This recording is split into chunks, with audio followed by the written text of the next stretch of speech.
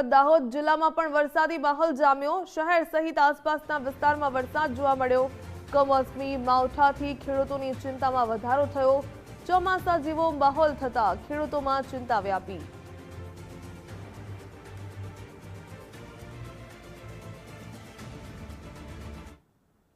વાતાવરણમાં પલટો આવ્યો અને શિયાળામાં ચોમાસા જેવો માહોલ દાહોદ જિલ્લામાં જોવા મળ્યો।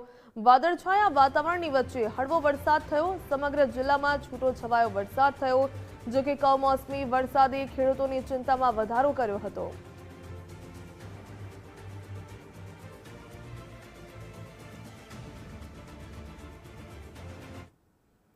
વાતાવરણમાં પલટાની અસર ગરબાડા તાલુકામાં પણ જોવા મળી હતી। વહેલી સવારે કમોસમી વરસાદ વરસ્યો। વરસાદ વરસતા ખેડૂતો ચિંતામાં મુકાઈ ગયા હતા।